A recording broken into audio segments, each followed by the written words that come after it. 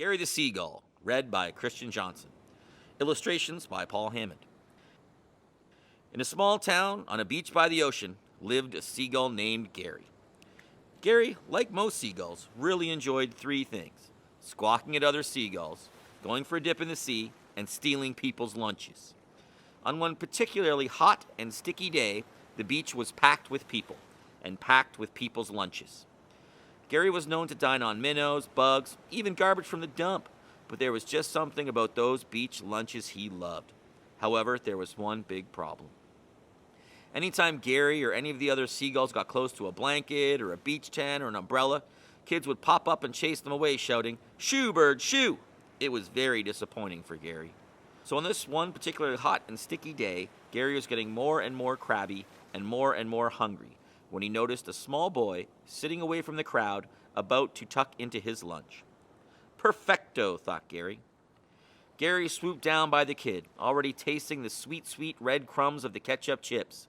But the second he landed, the kid was on his feet, chasing Gary and shouting, "Shoo, bird, shoo! This is going to take some of my patented seagull cunning and skill," thought Gary. "Officer Gary here. There have been reports of some sandwiches with illegal crusts. I must commandeer your lunch in the name of the law." "Why, you're no police officer," the kid said, laughing. "You're just a seagull with a hat and a badge." And with a wave of his hand, he said, "Shoo, bird, shoo! Rats!" "Food inspector here," said Gary. "Just doing a routine spot check. I'm afraid I'll need to test those ketchup chips, kid." "Nice try," said the kid, laughing. "Now shoo, bird, shoo!" "Rats!" Gary moaned as he made for the skies. "Hello, son. It's me, your dear old dad. Want to pass me some of those delicious fudge brownies I packed you?" The kid was not fooled a bit. "You are definitely not my dad," he said. "You're just a seagull in cutoffs. No lunch for you, bud. Shoo, bird, shoo! Rats!" "Hello, Boo-Boo. Can you pass your mama bear some watermelon?" The kid was getting tired of this whole rigmarole.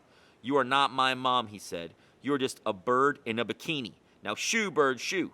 But this time, Gary stayed put.